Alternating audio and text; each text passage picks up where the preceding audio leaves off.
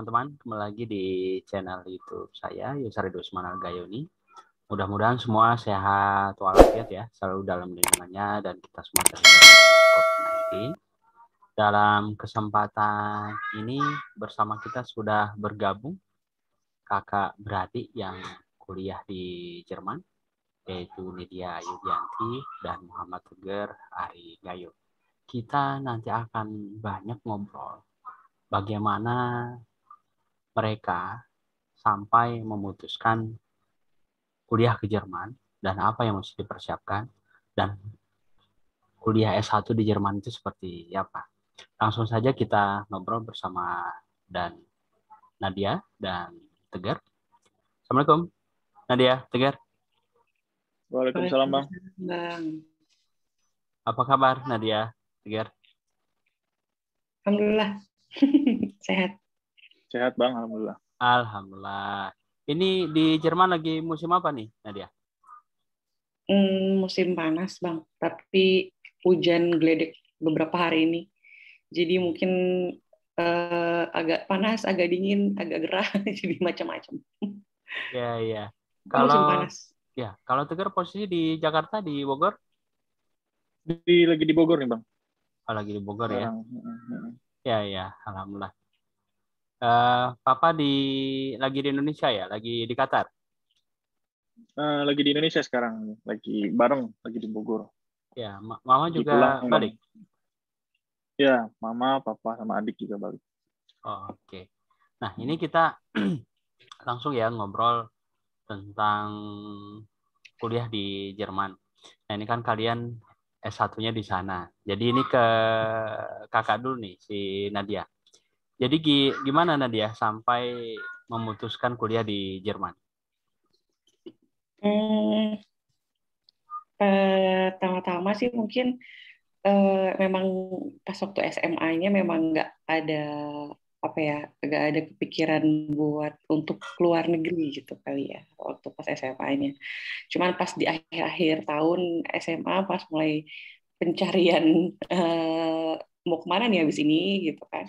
Terus akhirnya dapet cerita dari saudara yang memang pernah kuliah di sini gitu di Jerman maksudnya gitu pas emang udah akhir-akhir SMA gitu terus dengar ceritanya dengar pengalamannya terus mikir kayaknya menarik ya gitu menarik dan kayaknya pengen coba gitu sampai meskipun sempat yang berani nggak ya gue gitu serius nggak ya gue gitu tapi akhirnya karena tertarik sama pengalamannya terus kayak oke deh kita coba gitu Bismillah gitu tadi ceritanya. Iya. Ini nama saudaranya siapa? Saudari dari papa, mama? Dari papa. Dari papa. Namanya? Om Ilham. Oh, Ilham Iskandar saya. Iya. Ya. Jadi dari dia cerita-cerita, kemudian Nadia tertarik ya. Gitu. Jadi kayak pengalaman ini seru ya gitu. Terus jadi pengen coba. Ya, di Jerman kuliah di mana? Ngambil jurusan apa Nadia? Saya di Jerman kuliah di Hochschule für Technik und Wirtschaft atau misalnya anak saya sering sebutnya HTW. Itu kayak apa ya khusus untuk anak-anak teknik sama ekonomi. Jadi saya di situ bachelor ngambil International Media Informatik atau mungkin bahasa Inggrisnya International Business Computing. Gitu. Pertimbangan ngambil kampus itu jurusan tadi? Kalau kampus sih waktu relatif lebih mikir pengen di Berlin gitu. Kampus mana aja, universitas mana aja, tapi pengen di kota Berlin. Untuk jurusan sih sempat yang mikir-mikir dulu gitu, bingung karena memang apa ya untuk pengennya sih lebih ke teknik gitu, pengennya lebih ke teknik. Sampai akhirnya mikir bahwa kayaknya informatik itu atau di aspek itu kayaknya kedepannya akan ada perkembangan selalu gitu kan setiap tahunnya akan ada perkembangan gitu jadi dia mikirnya kayaknya bisnis computing atau media informatik itu kayaknya oke. Ya, Kalau SMA dulu jurusannya IPA, SMA ya, Pak? IPA ya. Jadi SMA dulu Nadia di mana? Saya SMA di Bogor, Bang.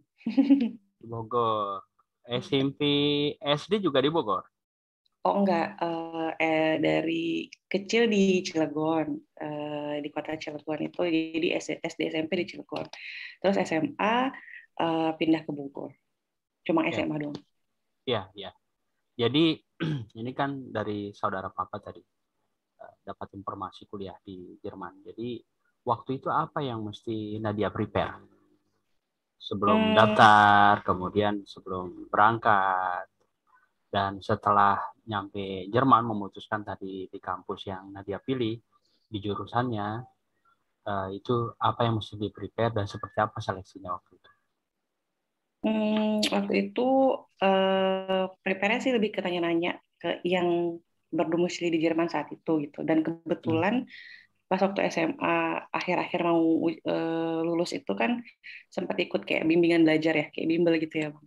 Hmm. Nah, salah satu guru bimbel itu punya temen di Jerman gitu. Akhirnya saya minta kontak beliau, terus akhirnya saya tanya-tanya gimana di sana, gimana di Jerman, terus kayak apa bagaimana Muslim nanti di sana, terus apa yang saya harus persiapkan dan segala macam. Sempat tanya-tanya beliau gitu. Dan pun ada memang di Indonesia juga banyak informasi-informasi kayak bagaimana untuk studi di Jerman gitu, mulai dari persiapan bahasa, persiapan penyetaraan sekolah kayak gitu. Jadi uh, lebih banyak nanya-nanya ke yang memang udah pernah kesini sih gitu waktu itu persiapannya. Ya, berangkatnya tahun? Saya berangkat ke Jerman itu 2009 awal, tapi itu kan karena memang ada intensif kursus bahasa dulu, Bang, 6 Hmm. bulan gitu. Jadi 2008 itu kan lulus SMA, langsung intensif kursus bahasa sekitar 6 bulan. Jadi 2009 awal itu berangkat sampai ke Jerman. Gitu. Ya, 2009 awal itu 6 bulan kursus bahasanya. Iya, sebelumnya. Sebelum berangkat itu kursus 6 bulan bahasa intensif. Di Indonesia di sana? Di, di Indonesia. Di Di Indonesia ya. Indonesia. Iya. Ya, kalau di sana masih ada penyetaraan. Iya, betul. Karena untuk beberapa negara itu SMA-nya total total sampai wajib belajar itu kan 12 tahun, termasuk Hmm. Indonesia. Gitu. Sedangkan di Jerman itu 13 tahun gitu. Jadi Hmm. kita kurang 1 tahun. Ya, Jadi butuh ada penyetaraan gitu atau disebutnya Studienkolleg gitu. ya. Berarti mulai kuliahnya tahun berapa? 2010. 2010 awal. Ya, 2010 awal. Selesai selesai 2014 awal kalau nggak salah ingat. 2014 awal ya. Nah, Udah jadi lama. ya, ya, ya. 2014 awal. Waktu itu Nadia tinggal di mana? Di Jerman itu. Eh, di ini apa istilahnya ya, asrama ya istilahnya. Jadi Hmm. memang di sini ada kayak apartemen-apartemen student gitu gitu yang memang yang daftar untuk masuk apartemen tersebut harus memang terdaftar di kuliah di Universitas Berlin gitu. Jadi Hmm. memang di situ isinya bukan rata-rata sih, memang isinya adalah international students gitu. Atau mungkin studen-studen orang-orang Jerman, studen yang dari luar kota untuk kuliah di Berlin misalnya gitu. Gitu. Jadi lebih ini ya apa ya, lebih ramah di dompet kayaknya Bang kalau untuk tinggal di apartemen student Iya, gitu. iya. Itu dari tadi kan lebih ramah ya. Jadi gambarannya berapa Nadia kalau apartemen begitu? Nah, terus ini kan biaya mandiri ya, nggak beasiswa ya. Mandiri Bang. Hmm. Dari sisi biaya gimana? Kalau dari Untuk sisi biaya kuliahnya, tadi, kemudian apartemen, terus sehari-hari. ya kalau dari kuliah dulu kali ya. Kalau dari kuliah Ya, itu bisa dibilang eh, biaya kuliah di Berlin terutama ya mungkin ya, karena setiap kota juga beda, setiap negara bagian Jerman itu beda-beda peraturannya.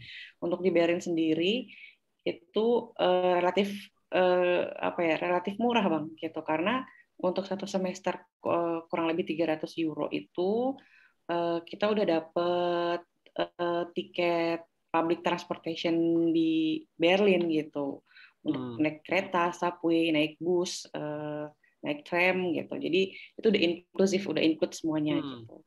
Jadi relatif murah gitu untuk kuliah di Berlin satu semesternya, sekitar 300 euro. Nah untuk tempat tinggal pun gitu, tadi memang beragam ya sebenarnya. Mau tinggal di Berlin ada yang apartemen swasta, yang studio gitu macam-macam, atau ada yang juga kayak tadi yang saya sebut apartemen untuk student. Nah, apartemen student pun juga beragam lagi harganya, yang ukurannya ada besar, yang ukurannya agak kecil, atau mungkin ada pakai balkon gitu. Dan tapi memang rata-rata apartemen student itu jauh lebih murah dibanding apartemen swasta gitu. Dan itu kalau dibilang berapa biaya totalnya, memang atau mungkin dibandingin sama di Indonesia, kayaknya memang lebih mahal di biaya hidup kayaknya ya Bang ya. Maksudnya kayak makan siang mungkin kalau emang mau makan di luar sekitar 5-10 euro per porsi gitu, per sekali makan gitu. Jadi kayaknya lebih mahal di situnya. Tapi untuk biaya kuliahnya relatif lebih murah kalau nggak salah tahu saya. Kalau dirata-ratakan satu semester, kuliah, apartemen, terus kebutuhan sehari-hari, berapa euro? Satu semester ya. 300 kuliah ya misalnya. Kurang lebih ya itu. Terus rumah satu bulannya 300 kali 6. Berapa ya tuh Bang?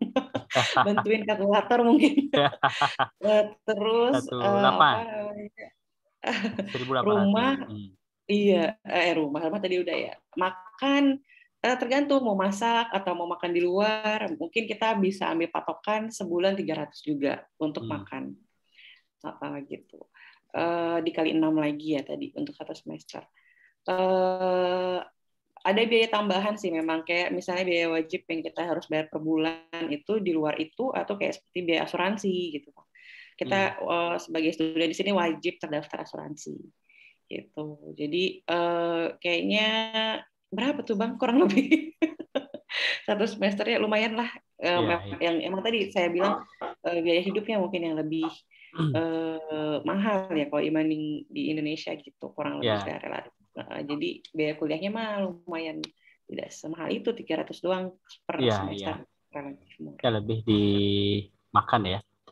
Iya, gede dimakan. Makanya masak aja. Iya. Nadia masak makan di luar? Tergantung Bang.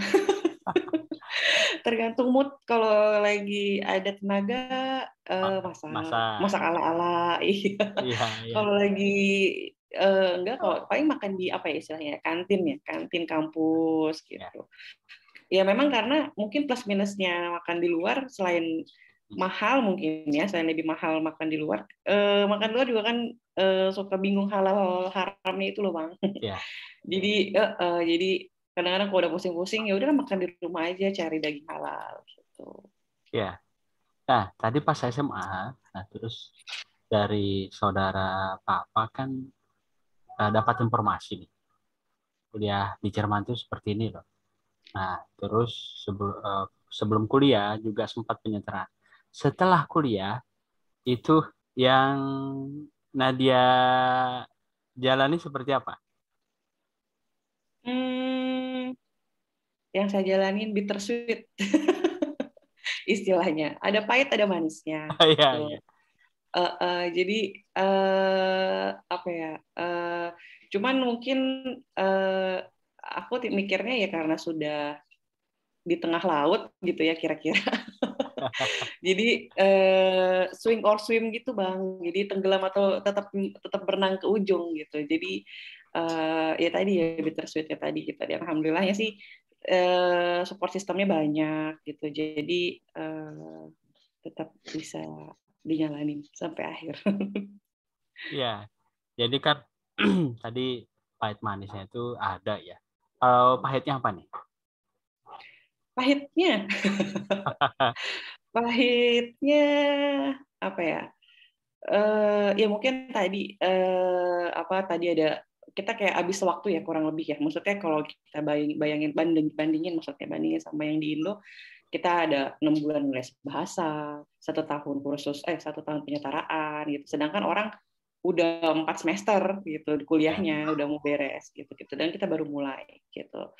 Mungkin jadi pertama kayak waktu kayaknya ya gitu. Terus kedua mungkin lebih ke namanya juga ke negara yang bukan bahasa dasar kita ya Bang. Jadi kayak kita ada effort lagi gitu untuk mengerti dosen ngomong apa, mengerti dosen tuh jelasin apa gitu. Itu kali ya. Jadi kayak setiap satu mata kuliah jadi kita seperti belajar 2 kali gitu. Ya. Bukan cuma mengerti mata kuliahnya, tapi mengerti juga si dosen tadi ngomong apa. Gitu kayaknya Bang. Ya. Pahitnya mungkin di situ kayak. Ya, jadi perlu effort lebih ya. Tadi kan ada kursus bahasa 6 bulan, terus penyetaraan 1 tahun. 1 tahun ya? 1 tahun. 1 tahun. Nah, itu selama 1 tahun setengah itu, Nadia udah pasti berbahasa Jerman? Atau pas Hmm, di Jerman masih belajar lagi? pasti masih belajar lagi sih ya Bang, karena 1 tahun setengah itu kalau untuk kita yang atau saya pribadi yang sebelumnya belum pernah kenal bahasa Jerman, itu pasti masih banyak kosakata yang kita nggak tahu gitu. Kayak meskipun udah 6 bulan kursus intensif, 1 tahun penyetaraan, 1 tahun penyetaraan itu pun kan kita berteman satu kelas sama orang-orang asing juga, sama international students juga gitu. Dan guru-gurunya pun relatif lebih lambat ngomongnya, bukan maksudnya apa ya? Mungkin dia paham ya bahwa ini studi-studi internasional gitu. Jadi ngomongnya itu tidak secepat realita gitu. Jadi pas masuk ke dunia kuliah, ketemu semuanya rata-rata memang orang asli gitu ya bisa dibilang. Mereka ngomong lebih cepat atau mereka kosakatanya lebih beragam gitu. Jadi pun masih masih suka belajar dan masih harus belajar sih Bang. Sampai sekarang kayak Ya, ya. ya.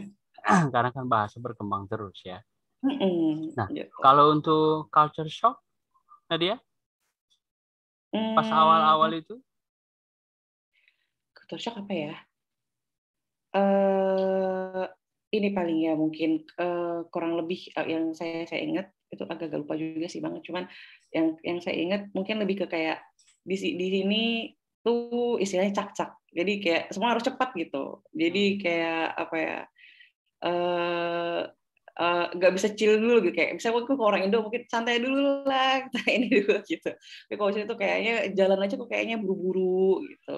Jadi apa ya kayak gitu mungkin ya kan. Jadi mungkin orang-orang sini terbiasa ngejar tram gitu, terbiasa ngejar jadwal kereta. Jadi kalau enggak ya ketinggalan kereta istilahnya gitu. Jadi agak apa ya ritmenya tuh agak lebih cepat gitu dibanding kita yang mungkin ada santai.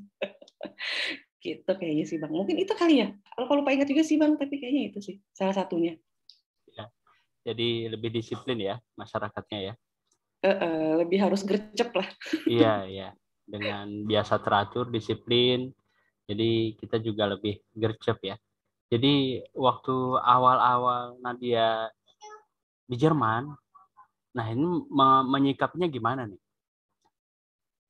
Hmm, mungkin karena kita orang Indo sering bergabung, maksudnya sering berkumpul, jadi eh, karena merasa mungkin tidak sendiri kali ya, jadi curhat atau mungkin ngumpul segala macam, jadi eh, lebih apa ya, di sini juga banyak apa ya istilahnya perkumpulan Indonesia yang mulai dari studen atau pengajian gitu-gitu, jadi macam-macam gitu Bang, jadi ada tempat inilah ya, ada tempat keluh kesah, terus tanya-tanya tips harus bagaimana gitu. Jadi itu tadi bantuan kanan kiri tadi ya support system tadi yang saya bilang di awal. Jadi lumayan membantu di culture shock tadi gitu.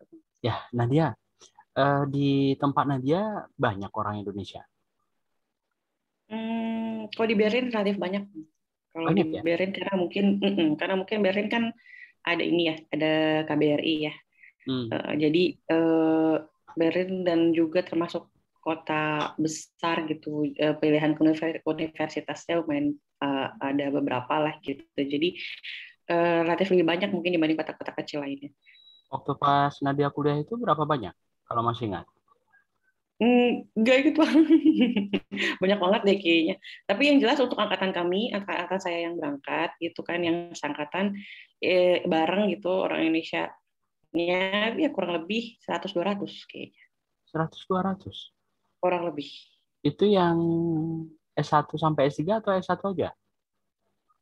S1 aja kayaknya. Mungkin 100-150 lah kurang lebih lah. Saya juga kurang Iya, ingat. iya. Tapi yang berangkat bareng kurang lebih 70-80. Dan ada Hmm. juga dari tempat lain yang berangkat sendiri dan lain-lain.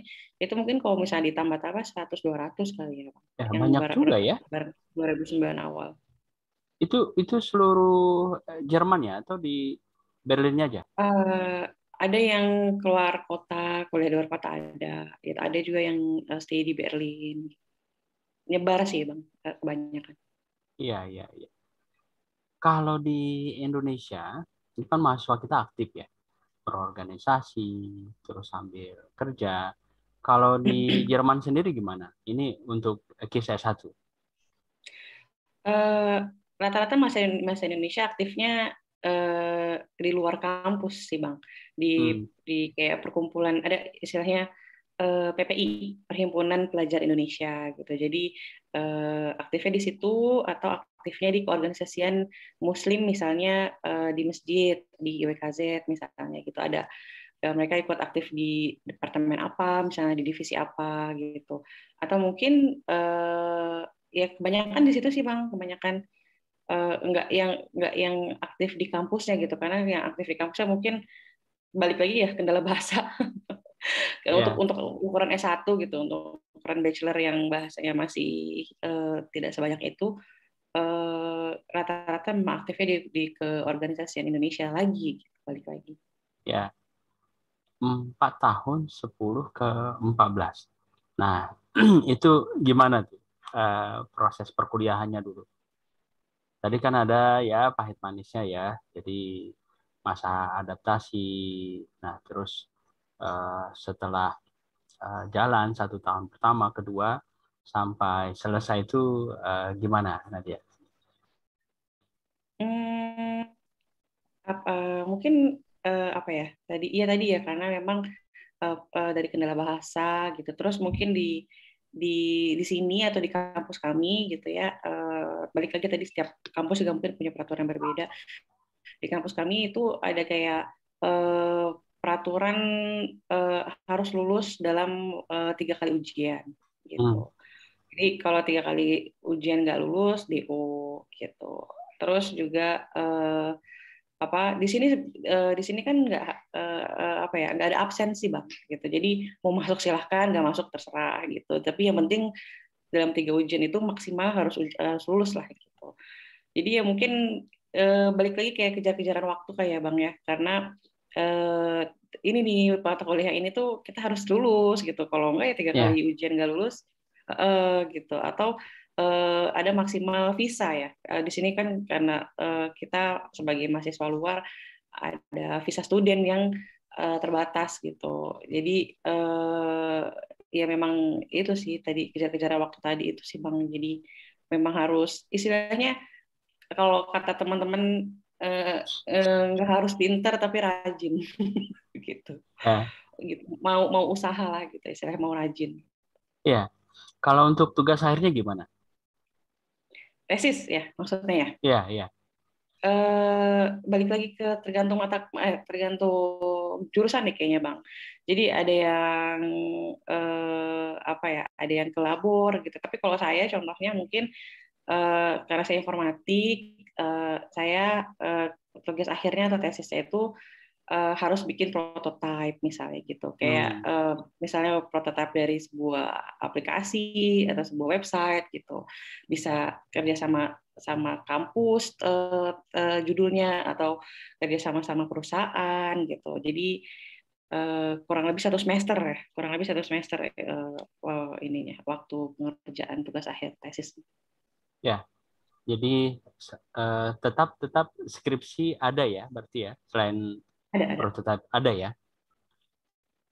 Ya, oke. Sekarang kita ke Tegar nih. Tegar sendiri kenapa sampai ngikut ke Jerman? Ke Jerman ya. Iya, Ikutin kakak gitu maksudnya. iya. Sebenarnya Ini nggak iya kan ini, ya, sebenarnya nggak ini iya kan ini. kakak ke Jerman. Nah, terus Mm, Tegar juga kuliah di Jerman. Nah, kenapa sampai mutusin ke Jerman juga? hmm, itu ceritanya lumayan sih Bang. Kalau di ini ya maksudnya dari awal sebenarnya emang nggak kepikiran untuk kuliah di Jerman, Hmm, nggak ada gitu, nggak gitu tertarik lah dengan kuliah di luar. Dulu tuh tertariknya ya udah di Indonesia aja, pengennya di Bandung gitu, nggak perlu ke luar negeri lah, gitu seperti itu. Sampai akhirnya itu hmm, udah sempat keterima juga sih di waktu itu, nih sempat daftar negeri kan di Bandung, tapi belum dapet. Terus akhirnya ya hmm, udah yang di swasta aja, waktu itu ngambilnya elektro kalau nggak salah di salah satu perguruan swasta di Bandung. Nah setelah itu udah keterima tuh udah sempet bayar ini uang muka kalau nggak salah. Habis itu inilah ada pikiran selewat lah malam-malam itu Bang. ya, Selewat itu ceritanya gitu ya, ceritanya seperti itu kayak pikiran waktu itu kan karena papa itu sempat nawarin kayak gimana mau ikut sama kakak nggak ke Jerman gitu. Awalnya sih kan enggak kan, udah enggak. Terus lama-lama mikirin juga kayak, aduh kapan lagi gitu. hmm, Diambil nggak ya gitu daripada saya maksudnya di Bandung gitu kan. hmm, Kalau emang kan dulu emang nyarinya namanya anak SMA kali Bang ya. Jadi kayak nyarinya yang senang-senang aja gitu kan di Bandung rame pasti kan. Lebih seru lah pasti dibandingin Jerman. Dibandingin di negeri orang gitu di rumah orang. Gitu. Nah, pada waktu itu tuh ya ada pikiran selewat lah kayak yakin gitu. Udah yakin nih di Bandung apa mau cari tantangan baru gitu. hmm. Ikut misalnya ikut kakak ke Jerman gitu, belajar di sana, S1 di sana gitu.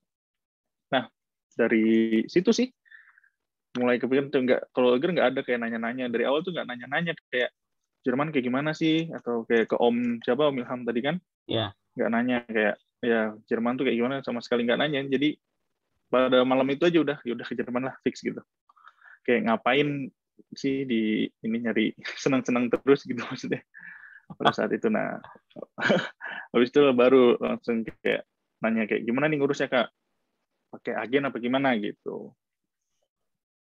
Awalnya seperti itu Bang kalau milih ke Jermannya ya. Kalau itu sih hmm, secara dadakan itu nggak terencana lah, nggak kayak kakak gitu. hmm. Dari kelas 3 udah mikirin gitu, misalnya kayak nanya ke Om Ilham gitu. Dulu sekedar tahu aja, oh Om Ilham di sana gitu. Pernah di Jerman gitu, cuma nggak tertarik.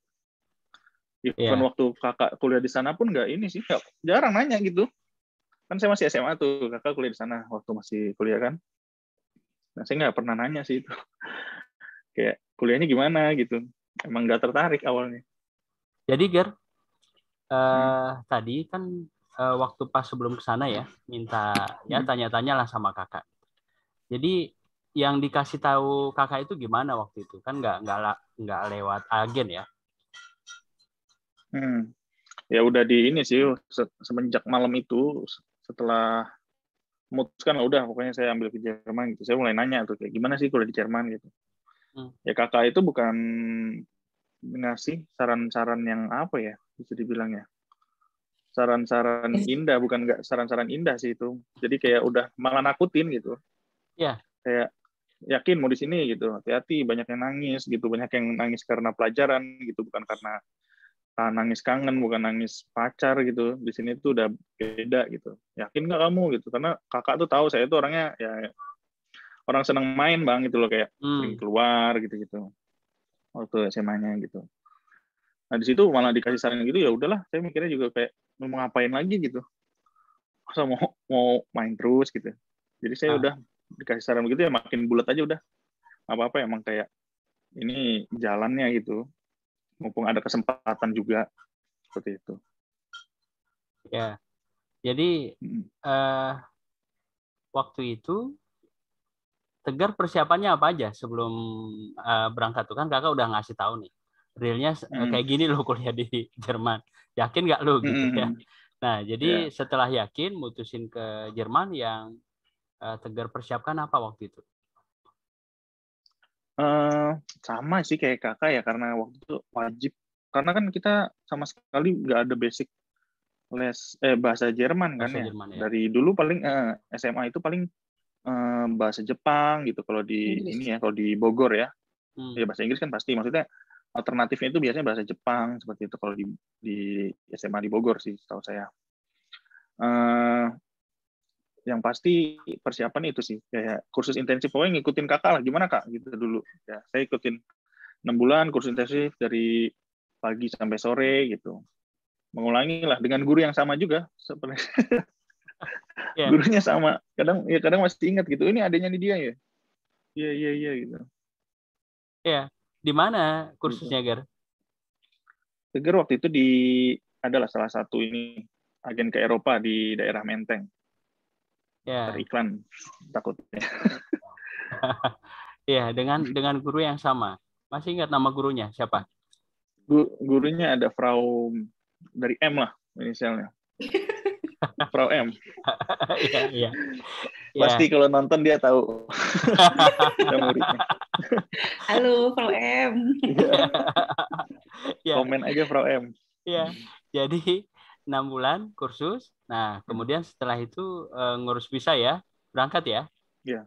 6 Berangkat. bulan kursus.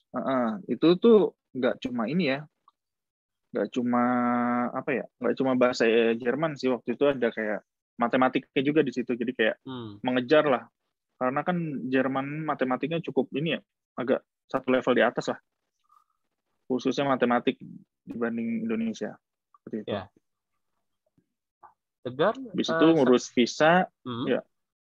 Terus? Habis itu ngurus visa.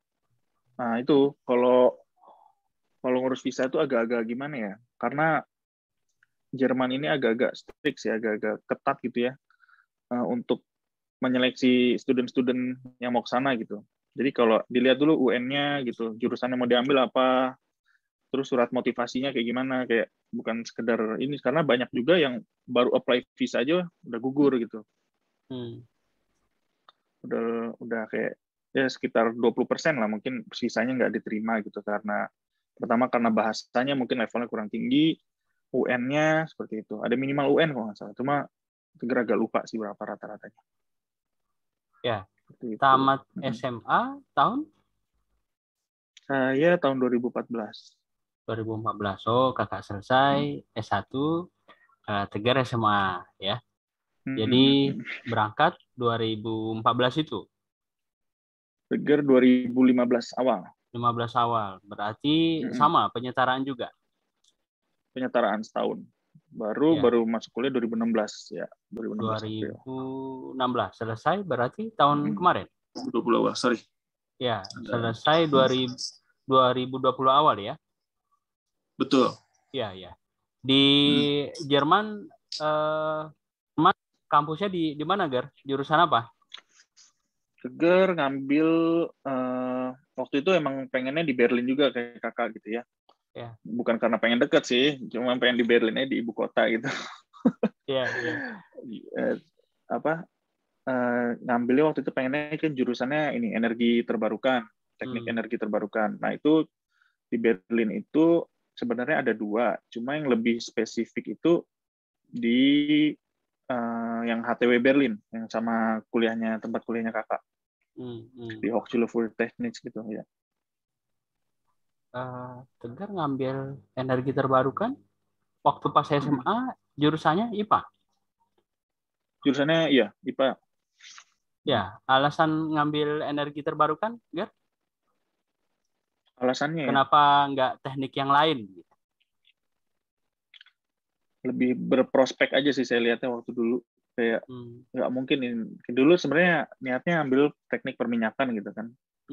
Kayak dulu kan zaman waktu SMA itu jurusan favorit lah teknik perminyakan itu. Terus saya mikir kayak, wah ini nggak mungkin selamanya kayaknya, karena kan orang tua juga basicnya ada di petrokimia ya, berbau perminyakan juga. Disarankan sih jangan, katanya jangan, nggak usah teknik perminyakan lah, ambil yang lain aja. Katanya. Tadinya mau informatik juga kayak kakak, cuman waduh, kayaknya kurang ini, di depan komputer gitu kurang menarik lah buat saya. Jadi saya ngambilnya yang berbau energi seperti teknik perminyakan, berbau dengan energi yang dibutuhkan lah, yang primer, cuma yang alternatif seperti energi terbarukan, seperti itu. Apalagi jurusan itu kan belum ada di Indonesia ya, sama sekali belum ada setahu saya untuk di perkuliahannya. Jadi tantangannya baru, prospeknya juga lebih, Ger ya? Harusnya sih, semoga mungkin di ntar ke depannya di Indonesia ya. Emang sih kalau kalau energi terbarukan masih belum in banget ya di Indonesia ini. Kalau di Jerman kan memang udah udah jor-joran gitu ngejar energi terbarukan tuh. Ya, setelah Tegar mulai kuliah, ini seperti kakak tadi, jadi bagaimana Tegar melihat kuliah di Jerman itu? Dari Kaget sih, awal kakak Bang. udah kasih warning tuh ya. Nah, serius lu gitu kan? Nah, Mm-mm. jadi setelah di Jerman sendiri gimana, Tegar? Setelah kuliah? Ya, benar 1:1 dengan apa yang diucapkan sih kalau lihat ininya ya, kenyataannya. Tapi Ya. tetap masih kaget gitu, kayak ternyata kok sesusah ini gitu loh. Kalau buat saya kan memang maksudnya biasa-biasa aja lah gitu. Emang kok wah bener susah nih, kayak tadi saya bilang, kayak matematiknya itu benar-benar satu level di atas lah gitu. Dia tuh nggak mau, kayak di Indonesia kan selalu diajarkan kayak banyak cara cepet, banyak kayak gitu kan, tempat les gimana, rumus cepet, pokoknya gimana nih buat soal gini rumus cepetnya ini gitu. Kalau di Jerman itu kayak ya udah, si rumus cepetnya itu harus dibongkar gitu loh Bang, dalamnya gimana Penjabaran. ya, penjabarannya. Itu sih yang saya kaget. Jadi justru kadang gimana ya, si penjabarannya itu yang dapat nilai Bang. Misalnya kita hasilnya salah nih di ujung, tapi si penjabarannya itu kita benar, kita dapat nilai itu. Seperti itu. Jadi kayak dilihat lah jalannya, oh jalannya masih benar gitu. Prosesnya dilihat kalau di sini. Walaupun hasilnya salah, itu saya bisa benar, misalnya nomor 1 gitu. Ya. Gitu sih yang saya kaget itu aja, kayak wah segininya ya. Jadi lumayan gitu Bang, maksudnya kayak untuk kalau mau cari nilai ya. Daripada kan kalau mungkin di Indonesia dilihat hasil akhir salah ya udah, 1 nomor itu mungkin salah gitu. Kalau di sana enggak sih alhamdulillahnya. Jadi ya cari-cari poin di situlah. Ya. Ya, terus kaget yang lain apa lagi nih? Apalagi ya? Bahasa lumayan kaget itu, karena yang namanya belajar bahasa gitu di Indonesia itu kan semuanya udah ya yang ngomong juga orang Indonesia gitu kan. Terus kayak jadi kita itu sebagai mahasiswa Indonesia nih ya, terutama saya gitu. Kalau menurut saya kita itu datang ke Jerman itu cuma kuat di grammarnya aja Bang. Kalau di listeningnya itu kalau menurut saya masih payah lah. Dengan belajar intensif selama 6 bulan itu masih sangat-sangat kurang gitu. Jadi ketika penyetaraan pun, jadi itu kan udah mulai diajar sama orang Jerman gitu, itu wah hari-hari pertama tuh mungkin 1 bulan pertama saya kalau masuk kelas paling nangkap cuma 20% lah yang diomongin Bang. Kayak oh ini ngomong apa sih gitu, kadang nggak ngerti gitu. Seperti itu. Nah, nyikapinya gimana? Kalau itu ya curhat sih ke kakak, kadang curhat atau ke teman gitu. Nah, yang bikin enak hati itu ketika curhat, si teman juga bilang kayak, iya saya juga nggak ngerti gitu loh. Jadi kayak, wah saya ada temen nih gitu. Ya. Ya udahlah, masih banyak ini, masih ada teman seperjuangan lah. Iya iya. Gitu. Oke. Jadi karena kan penyetaran itu internasional semua Bang, studentnya. Sekelas itu berapa Gar? Sekelas itu paling cuma 20 ya, kalau penyetaraannya. Ya. Waktu pas kuliahnya? Pas kuliah, nah kalau pas kuliah itu tergantung mau ngambil kuliah yang apa ya, kalau di Jerman itu ada satu universitas, yang kedua itu sekolah tinggi gitu ya, kayak ST kalau di ini ya, di Indonesia ya. Nah Ya, itu perbedaannya, kalau yang universitas itu kan lebih banyak teori. Kalau yang sekolah tinggi itu prakteknya agak banyak lah. Teorinya juga ada, cuma agak lebih banyak di praktek seperti itu. Nah dari kedua ini tuh perbandingannya signifikan nih Bang, kalau dari satu kelas ya. Kalau yang universitas itu satu kelas bisa berapa kali, 50 sampai 100 kayaknya ya. Kelas-kelas besarnya ya, seringnya seperti itu. Kalau di universitas kayak di hall gede gitu, nah itu sering kelas-kelasnya seperti itu. Nah, kalau untuk yang sekolah tinggi ini, kayak yang saya sama kakak ini paling 20, 30 gitu loh. Kalaupun lebih dari 30 nanti dibikin 2 kelas seperti itu.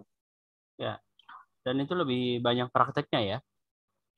Lebih banyak praktek, interaksi dengan dosen juga lebih ini sih. Tegar Seperti itu. sendiri lebih suka banyak praktek ya. Ya, bisa dibilang karena saya rasa belajar sambil mempraktekkan itu lebih ini sih Bang, lebih masuk lah Lebih masuk ya. dibandingin kayak cuma teori gitu, cuma nggak tahu prakteknya kayak gimana seperti itu. Ya, balik ke cerita bahasa tadi, Gar. Ini kan sama Hmm. kayak kakak ya, 1,5 tahun les, terus penyetaraan.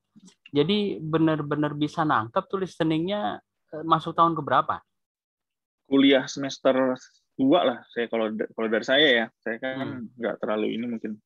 Semester 2 itu udah mulai, oh ya, udah mulai 90% lah. Itu masih tetap ini Bang, masih tetap semester 2 itu masih belum 100% kayak orang Jerman ngedengerin gitu, kayak masih ada kayak, ini ngomong apa sih tadi gitu, kayak nanya ke teman gitu.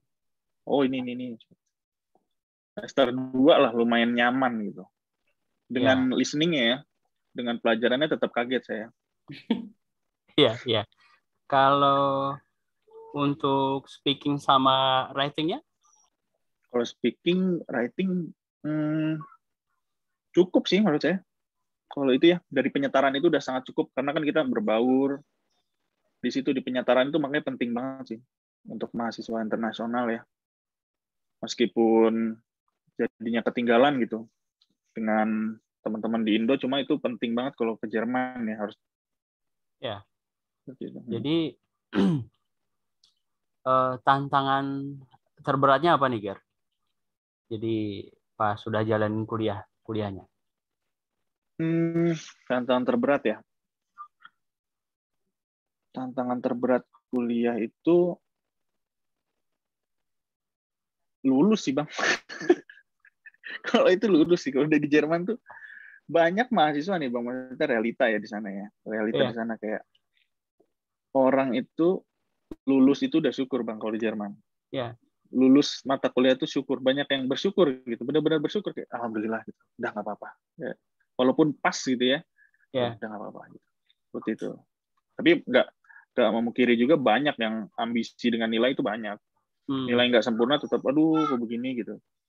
Cuma 50%, 60% itu yang lulus syukur tuh ada di Jerman itu. ya, Gitu. Karena kita tahu ya susahnya mencerna bahasa mereka itu.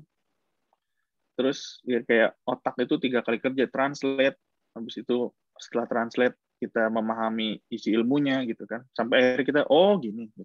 Kan harus berapa kali kerja tuh otak. ya. Seperti itu. Jadi itu yang Kak Nadia bilang tadi ya. Jadi effortnya Hmm. itu mesti lebih ya, Gar ya. Effortnya ya Ya, kalau di Jerman ya pasti itu. kalau perkuliahannya, Tegar gimana? Hmm. Lulus semua atau ada yang nggak lulus Hmm, waktu itu? aduh, bukan aja nih kayak. Kalau ya gimana ya, kalau jujur waktu itu Eger itu ada masalah di matematik. Karena itu Hmm, yang terbilang kaget dengan itu di matematik 2 itu. Itu udah kalkulus 2 juga dia udah mulai gimana ya? Satu dosennya nggak enak sih. Jadi di sana juga harus pinter pilih dosen. Kayak ada dosen yang strict banget. Salah dikit ya udah salah gitu. Dia tuh ya, pengennya pakai cara dia seperti itu. Nah, itu Eger itu kan sempat itu di matematik 2 nih ya. Eger itu sempat 2 kali nggak lulus. sempat 2 kali nggak lulus. Jadi 1 kali nggak lulus lagi, Iger udah di kick udah dari kampus itu. Nggak bisa ngambil jurusan itu lagi. Ya. Harus ganti. Jadi itu gimana, Gar? Kalau di Indonesia kan kita ada kesempatan ngulang ya. Kalau di sana juga sama? Ya, ada kesempatan ngulang, cuma terserah kalau mau diulangnya kalau di kampus kita itu, misal ada satu pelajaran itu dikasih kesempatan 3 kali ujian sama dalam 3 semester harus lulus gitu. Jadi misalnya kita itu semester 1 ngambil matematiknya. Jadi di semester 4 itu udah harus lulus gitu. Seperti itu. Jadi meskipun dia belum nyoba ujian, di semester 4 dia nggak lulus-lulus, udah di kick juga seperti itu. Ya.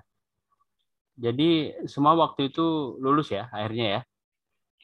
Alhamdulillah lulus sih. Jadi di sana itu sih Bang yang bikin kita itu sebagai mahasiswa itu agak deg-degan gitu ya. Kayak, lulus nggak ya? Jadi ada timbul perasaan lulus juga syukur itu karena hal itu Bang. Kayak 3 kali nggak lulus, bayangin kayak cuma 3 kali. Terus walaupun kita udah semester 5, semester 6 gitu yang udah tinggal 1 langkah lagi lulus lah. Itu tetap kita kalau emang kita gagal di kick udah gitu. Ya. Seperti itu. Kalau untuk biaya kuliah, apartemen makan sama ya? Kurang lebih sama ya? Apartemen kayak ya yang kurang lebih sama sih diceritakan kakak ya? Ya. Ya. Kalau untuk culture shock sendiri, Tegar gimana waktu itu? Culture shock ya. Kalau culture shock sih Eger nggak gitu kaget ya kalau di Jerman ya, karena kan dulu Tegar SMP juga pernah sempat di Qatar gitu, di international school juga, jadi kayak nggak terlalu inilah kalau di Jerman, nggak terlalu culture shock. Ya, karena sudah ada pengalaman sekolah di luar waktu pas SMP itu, Gar ya? Betul. Jadi Tegar SMP-nya di Qatar, SMA di Bogor. Kalau untuk SD? Kalau untuk, sorry? SD? SD di Bogor. Iya di Bogor. Di Cilegon dan Bogor. Oh, SD di Cilegon. Banten kan. Awalnya di Cilegon, terus pindah ke Bogor. Seperti itu. Tamatnya di Bogor ya? SD-nya Tamatnya di Bogor, betul. Nah, SMP ke Qatar. Waktu itu ikut apa ke Qatar? Papa Mama? Betul. Waktu itu saya tamat SD, saya ikut orang tua karena orang tua kan kerja di sana. Saya SMP di salah satu sekolah inilah international school. Ini namanya tuh Cambridge. Seperti itu. Jadi dari situlah saya mulai justru kultur shock di situ kayak ini ya ternyata ada orang Arab lah, ada orang macam-macam gitu. Apalagi Qatar itu kan emang pribuminya sedikit kan, banyak pendatang dari India. Seperti itu. Jadi waktu itu culture shock-nya gimana? Biar pengalamannya waktu itu pas pertama sekolah di Qatar itu.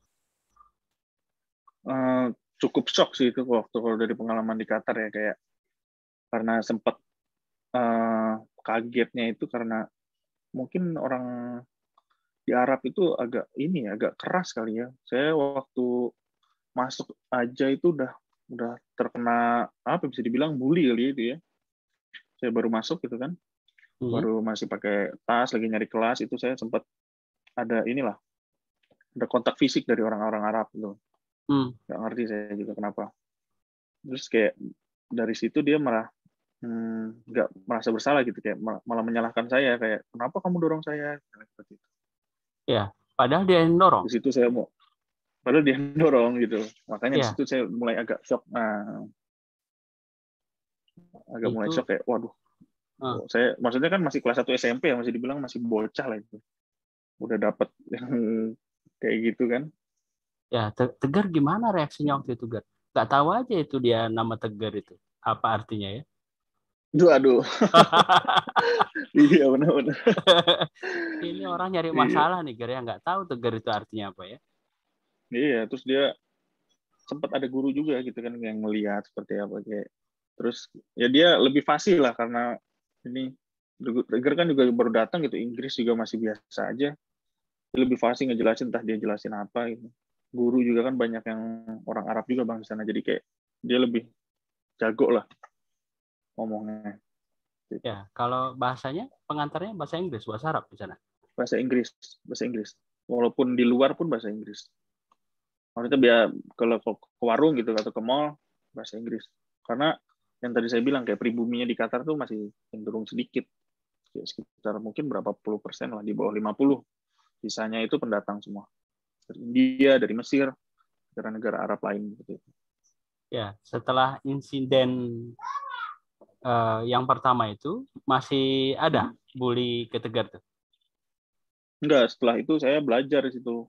Kayak saya ngerti ternyata di lingkungan Arab itu nama belakang itu sangat penting ya, kayak ada nama keluarga itu sangat penting sih di Arab itu. Jadi kayak saya mulai ngedeketin beberapa yang inilah orang-orang Arab lokal gitu, orang-orang Qatar asli yang terpandang gitu. Nah, setelah saya temenan nama itu udah nggak ada yang berani dia. Nyentuh-nyentuh saya udah nggak ada yang berani. Terus kayak malah kayak senyum gitu. Orang-orang Mesir itu udah senyum aja ya.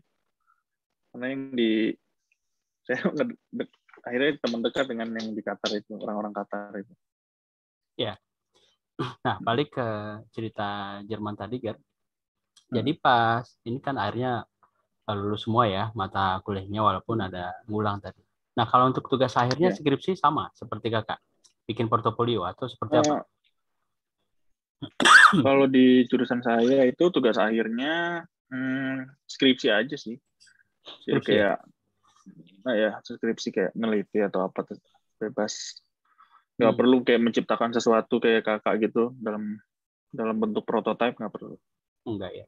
Kayak gitu. Waktu itu saya di Indonesia sih ngerjain skripsinya tentang kelayakan pembangkit tenaga matahari di Sumba. Iya, iya. Dan setelah riset di Indonesia sama kayak di Indonesia, kemudian sidang skripsi begitu atau seperti Iya, apa? betul Ada? kayak gitu. Oh gitu. Persis kayak gitu. Ya. Cuma jaraknya aja yang cepet sih, 2 bulan kalau nggak salah ya skripsi kita itu. 2 bulan ya? Nggak bisa berlama-lama. Ya. 2 bulan harus langsung. Nah, jadi alhamdulillah Tegar nih lulus ya. Jadi lulus. Kalau untuk penilaian tugas akhirnya gimana, Ger? Atau ya hasil akhirnya ya kalau di sini kan IPK ya. Apa di sana juga sama? Sama. Sama. Dia tapi terbalik sih dia sistemnya. Kalau di Indonesia kan 4 itu paling tinggi. Kalau di sana 1 paling tinggi. Oke. Kalau paling rendah? Ya, jadi 4 berarti di sana. Oh, terbalik. Itu aja ya? Enggak sih, paling rendah bisa 5,6 sorry. 4 itu minimal lulus. Ya. Kalau Tegar gimana hari itu? Hasil akhirnya? Hasil akhir Eger itu 2. 2 ya? Wah, keren ya? 2. Dapat 2 itu hebat tuh, Tegar. Dapat 2 alhamdulillah, Bang. Jadi kalau di Indonesia ini waktu itu saya dapatnya 3,3. Wah. Hebat tuh, Gar. Ya, dengan cerita nangis-nangisnya ya effortnya lebih ya. Nah, kalau untuk kakak sendiri gimana? Nilai, Bang? Iya. Saya udah lupa. Lebih bagus dia daripada saya. Itu 2000 berapa ya, Bang? 2014 awal. Waduh, ya, 2000. Itu lebih bagus, Gar, ya? Harus bongkar. Lebih bagus. Lebih bagus ya. Karena dari SMA juga kelihatan. Oh, gitu. Perbedaannya saya dengan kakak. Iya, iya. Lebih bagus, kakak itu lebih hampir 37 ya kayaknya. Nggak inget beneran nggak, pas disetarain. Iya, iya. Bener, total nggak inget. Jadi Kak Nadia ini dari sekolah itu lebih kelihatan akademiknya ya, Gar ya? Betul. Menonjol ya? Menonjol dari SMA itu? Juga SMA favorit gitu. Kalau saya sih yang biasa-biasa. Juga bukan SMA favorit juga. Iya. Favorit di Bogor. Iya. Jadi Nadia lebih menonjol akademik. Kalau non akademik gimana, Nadia? Non akademik maksudnya gimana ya? Olahraga ya? Apa sih? Iya, seni, olahraga misalnya.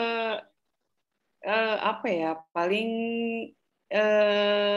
ya tertarik untuk ikut keorganisasian gitu sih paling, Bang. Maksudnya tertarik untuk mencoba hal baru kayak misalnya sempat masuk PPI, sempat masuk radio PPI dunia gitu. Jadi nyoba aja gitu, meskipun cuma setahun 2 tahun, habis itu oke. Gitu. Iya. Tapi benar ya yang dibilang Tegar ya, secara akademik lebih menonjol ya. Dulu juara sekolah Biasa ya? aja Bang, biasa aja. Juara Gar ya? Ranking kayaknya masuk 10 ranking 10 besar makanya kalau Wah, kakak. keren ya. Aduh. Ya. Wah, hebat nih Nadia. Kalau Tegar sendiri gimana? Waduh, berinilah. Enggak. Kalau Ger biasa-biasa aja sih Bang. Kalau Ger. Iya. Makanya Ger kalau ya buktinya kalau kakak sih mana pernah itu nggak lulus kayaknya dia. Ada Bang. Kalau di Jerman. Iya. Ada. Kalau Ger dari Hmm. versi cerita beratnya mungkin dari Eger, kalau dari cerita ininya kakak lah yang lebih. Sama kalau ngomongin ada mata kuliah yang nggak lulus mah ada gitu. Cuman ya itu tadi bagian dari bittersweet tadi Bang. Iya.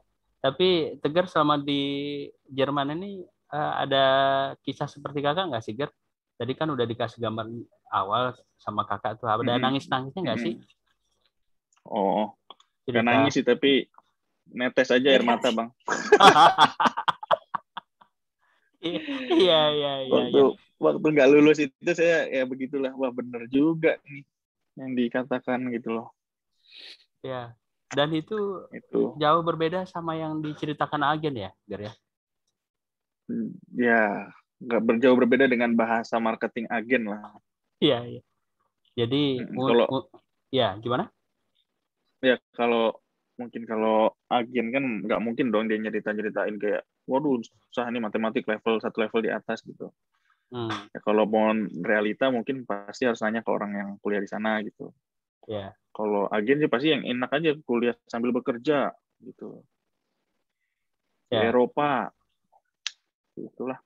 Ya, untungnya ada kakak dulu ya yang cerita pahit manisnya ya. Ya. Walaupun saya juga bingung kalau mau nanya, karena beda jurusan gitu ya. Kalau saya nggak ngerti, saya bingung juga nanya ke kakak, saya nggak ngerti. Jadi emang harus diinin sendiri. Iya. Oke, sekarang kita ke Papa Mama nih. Jadi sebelum ke Papa Mama, ini Nadia sekeluarga berapa? Kami 3 bersaudara. 3 bersaudara ya. Nah, Nadia anak sulung, Tegar anak nomor 2. Nomor 3? SMP. SMP? Ya. SMP kelas berapa, Nadia? Kelas 2 Ayo. Ya? Lupa. Ayo loh. Jangan nanya angka sama saya lupa. Iya. Pasti ya, benar kelas 2, kelas 8. Kelas 2 kan udah. Iya. SMP-nya di mana? Di Qatar, Bang. Di Qatar ya. Sampai sekarang masih di Qatar Papa Mama? Masih kerja di sana? Masih. Kerja apa, Nadia? Kerja apa, Bang? Apa? Kerja Papa itu kerja di perusahaan petrokimia gitu, karena kan basicnya Papa kimia ya. Kimia murni. Ya. Kalau Mama? Mama ibu rumah tangga. Ya. Ini Papa Mama gimana sih pola asuhnya di rumah, Nadia? Ger? Gimana, Ger? Gimana Kak pola asuhnya, Kak? Lempar kayak kuis. Gimana? Dari kakak dulu lah. Gimana ya? Kalau kayaknya gitu ya, kalau dari kacamata saya gitu kayaknya ya, kalau saya lihat sih lebih istilahnya apa ya? Kalau kita singkat, bebas bertanggung jawab gitu kayaknya ya, Bang. Mungkin kayak saya ngambil informatik, mungkin perempuan ngambil informatik mungkin ya orang-orang berpikir seperti itu. Tapi ya, menurut mereka kalau misalnya saya ngerasa mampu, silahkan gitu. Tapi ya tadi gitu, ya itu keputusan saya tahu resikonya, misalnya pusing-pusing ngoding atau dan segala macam.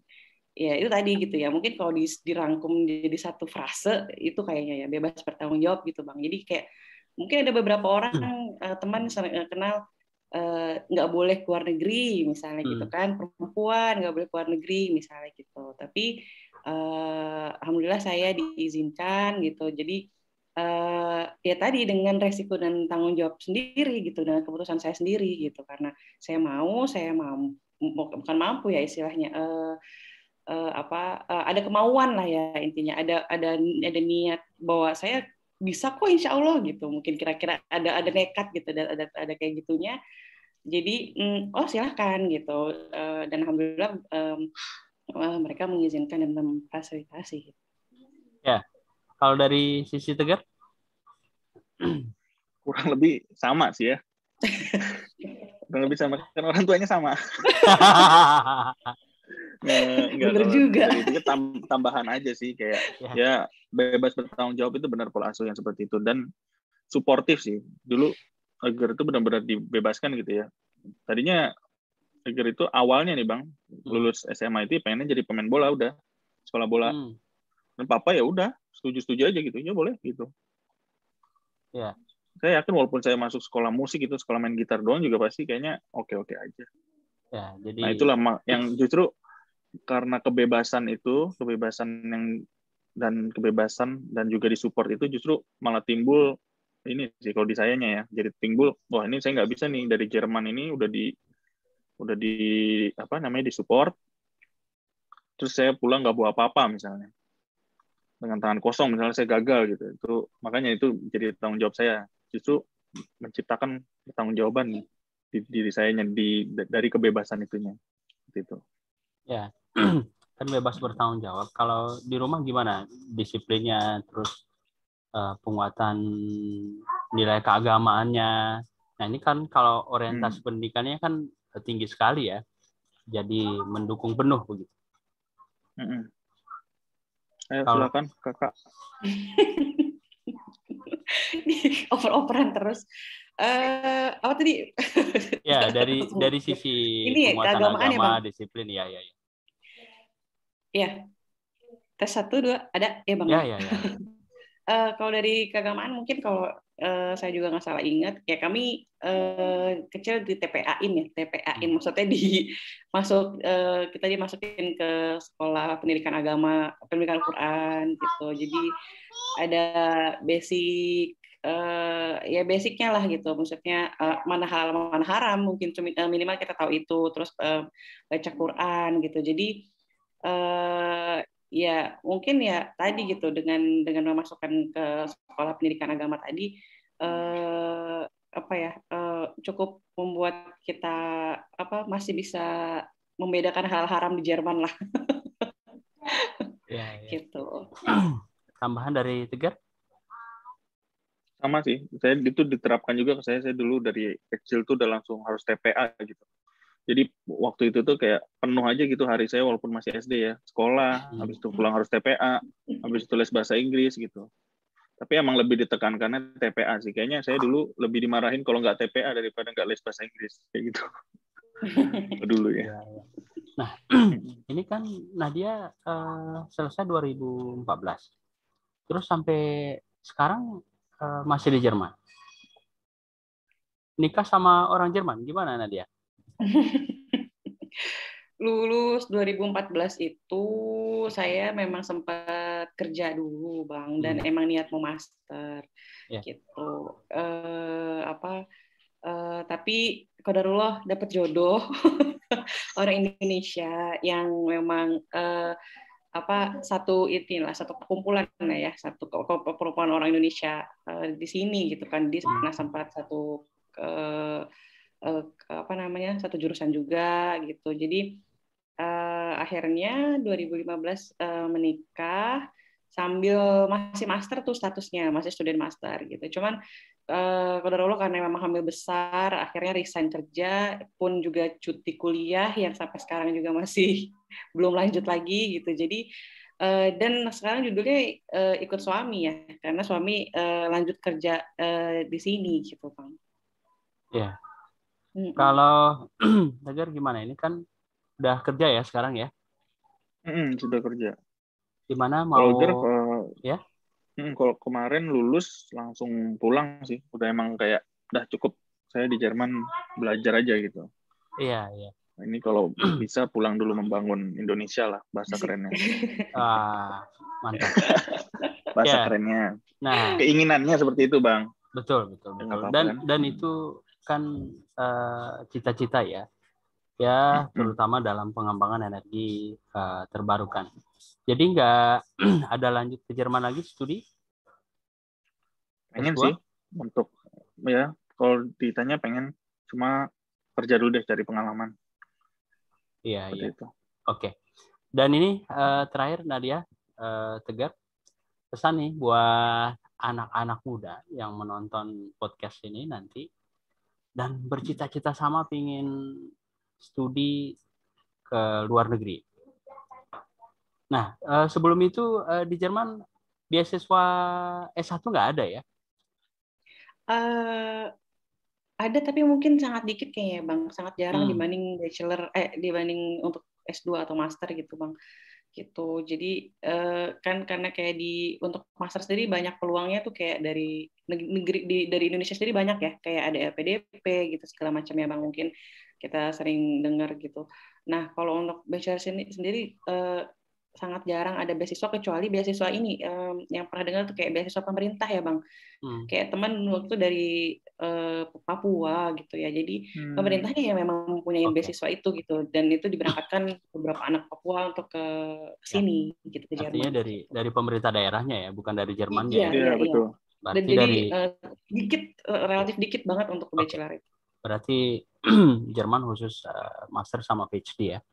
S2 S3 ya. Sering ya, Ya, banyaknya. Oke. Nah, balik ke tadi pesan buat teman-teman di Indonesia. Dari siapa dulu nih? Dari Tegar dulu nih. Sweet. Waduh. Dari Tegar dulu. Tadi kan kakak terus nih. Dari Tegar nih. Pesan buat teman-teman. Pesan buat ini ya, teman-teman yang mau ke Jerman atau ke luar negeri? Ke luar negeri umumnya, Spesifik. Jerman khususnya yang punya cita-cita yang sama. Gitu. Karena kalian ini kan hebat ya. Apalagi dengan orang tua yang mendukung penuh. S1 bisa langsung ke luar negeri dengan biaya mandiri. Silakan nggak? Pesan-pesannya ya, kalau untuk dari segi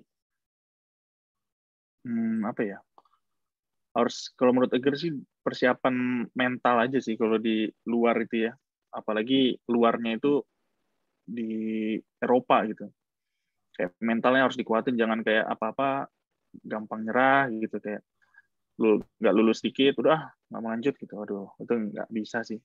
Nggak apa-apa, maksudnya kayak nggak harus pinter lah ke sini, maksudnya kayak biasa-biasa aja atau bodoh pun nggak apa, asal masih mau berjuang gitu, masih mau belajar lah, masih mau ngerti gitu, pasti insya Allah lancar lah kalau untuk kuliahnya, seperti itu. Ada contohnya kok, tenang aja, bukan bukan harus pinter ke luar negeri itu menurut saya ya. Gitu. Tambahan yang lain masih ada?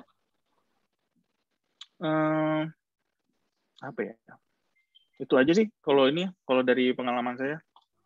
Intinya pesannya itu aja, mental tuh penting banget, jangan gampang nyerah lah, coba aja terus. Oke. Nah, sekarang ke kakak nih. Ini kayak dia dicolong sih Bang. Emang udah kepikiran gitu tuh, mungkin karena kita satu hati. Emang tadi udah mikir kayak lebih apa ya, intinya sih kosakata klisenya jangan menyerah gitu.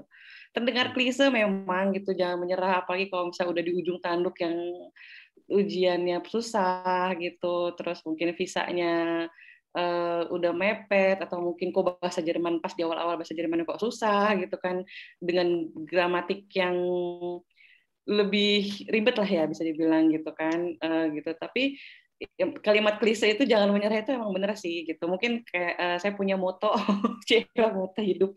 Jadi kayak saat-saat terakhir putus asa itu akan berubah menjadi harapan gitu. Saat-saat terakhir tidak menyerah, putus asa akan berubah menjadi harapan. Jadi udah mepet banget, udah saat-saat terakhir gitu, tapi kalau kita nggak nyerah gitu, kita masih usaha nyari, tanya sana sini, usaha sana sini gitu kan, itu insya Allah putus asa itu akan berubah menjadi harapan gitu. Jadi intinya itulah satu kalimat itu mungkin merangkum apa yang tadi Eger bilang, jangan nyerah gitu. Jadi mungkin tadi di tengah-tengah podcast saya sempat sebut sink or swim gitu ya Bang. Jadi kalau memang niat mau kuatin diri, kuatin mental tadi gitu kan, dan jalanin gitu, dan jangan nyerah gitu sih, itu paling intinya. Kalau memang tadi udah niat banget pastinya. Ya, oke. Baik, Nadia, Tegar, terima kasih banyak ya atas waktu dan sudah bagi pengalaman selama kuliah di Jerman. Saya yakin teman-teman yang mendengarkan podcast kita ini akan terinspirasi, bersemangat, dan mendapatkan semacam jalan tol gitu. Nah, jadi ya terutama dari sisi tantangannya tadi, sehingga mereka akan lebih mudah nantinya. Jadi buat Nadia sama Tegar, sukses terus ya. Tegar juga dengan kerjanya. Dan nanti ditunggu kabar S2-nya, biar kita nanti bikin podcast yang kedua. Nah, buat Nadia juga, mudah-mudahan lancar ya untuk menyelesaikan masternya. Sehat walafiat dan salam ya buat keluarga. Tegar juga salam ya buat papa mama yang lagi di Indonesia ya. Ya, Bang. Buat Ade juga. Oke, sukses sekali lagi. Terima kasih banyak. Assalamualaikum Nadia. Terima kasih banyak Bang. Oke. Ya, sama-sama. Assalamualaikum. Waalaikumsalam. Waalaikumsalam warahmatullahi wabarakatuh.